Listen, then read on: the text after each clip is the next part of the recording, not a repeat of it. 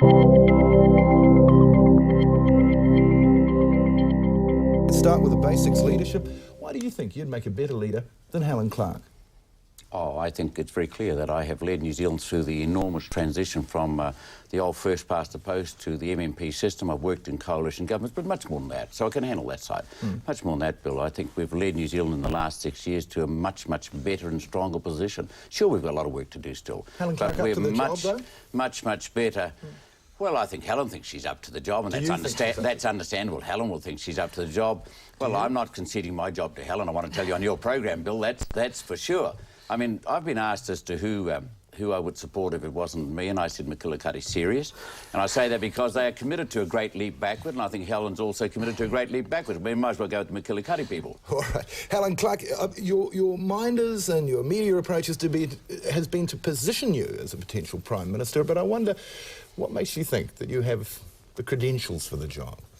Well, firstly, Bill, leadership is an honour, and I would be privileged to have the position. Are you up to it? Because I am a person with a mission, and it's a mission to rebuild our basic services and restore living standards for ordinary people. When you ask what skills are required, I think the new MMP Parliament will require new skills. It will require bringing people with quite different interests and backgrounds together to weld the government together. And I think I've shown that I've got the skills to bring a pretty disparate bunch to one cause. Well, so that's the Prime Minister, though. He's got United in there alongside him. One person, but this new politics is going to mean reconciling across a number of parties. And I think I've shown that I can bring people together, reconcile differences, work towards a consensus within the parties supporting a government. Mr. Bolger, you were hanging on? Well, let's be quite honest. I mean, every commentator, probably including yourself, after the 93 election, said the government would last 3 months, we'd have a new election. What I demonstrated was quite simply that, in fact, it's possible with consultation, some concessions, common sense, you can bring together a government without any of the problems that are associated with first past the post. I have worked with people. I have worked with a coalition government. I have worked with a minority government. So whereas Helen says, look, I can do it, I can just tell you I have done it. There is a difference. And just remember one other thing in terms of leadership. Helen Clark, only a few weeks ago, had 5 of her front bench came to her. She talks about holding her own team together and said, Helen, move aside. You're not up to it. That's what 5 of his own team said. It's a telling criticism. David Longy said just a few days ago that at least 3 to 5 of her team would not stay with her if she went to the political bed with the Alliance. Mr. Bolger, you and I both know something about leadership coups, and we both know that what matters is who won. You won one, I won one.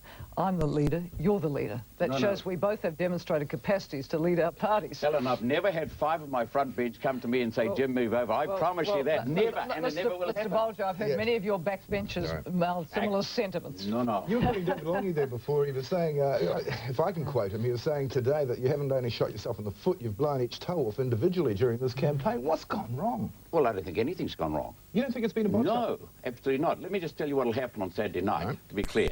Helen will get about 10% less of the vote than Mike Moore got, because Labor got 35 then, and they'll come out about 25% on Saturday. And I'll get more than I got in 1993. And that's a remarkable performance for a government in power in a new political system with about 7 parties against me. Well, let's check that. Have to look the government over to the Labour's way. No, just to be finished. You have to find commonality if you're going to find coalition governments. But what's become very clear is the reason Helen said that. In fact, she was moving the Labor Party much, much closer to the Alliance. And that's been very clear in all the public debates that we have had. Helen wants to get closer to the Alliance to bring the Alliance on board, so she's moving Labor back to the left to try and achieve that bill. How do you hold that off? If you are Prime Minister and you've got the Alliance underwriting your coalition, New Zealand First there as a partner, they'll drag you to the left. Of course they will. Well, New Zealand First is not a party of the left. That's the first thing to acknowledge. And I think I give credit to Michael Laws. He has brought them back towards the centre and away from a lot of the maverick positions. Bill, I won't have half as many problems keeping together a government governing in the interests of mainstream New Zealand as Mr. Bolger would have if he has to accommodate Richard Prebble, voucher-based education, compulsory health insurance, $20 billion revenue to be raised from state asset sales, which would have to include all the hospitals and the schools. No, that's I find it a very scary prospect, as I do the Christian Coalition with its very, very narrow views having an influence on your government. Well,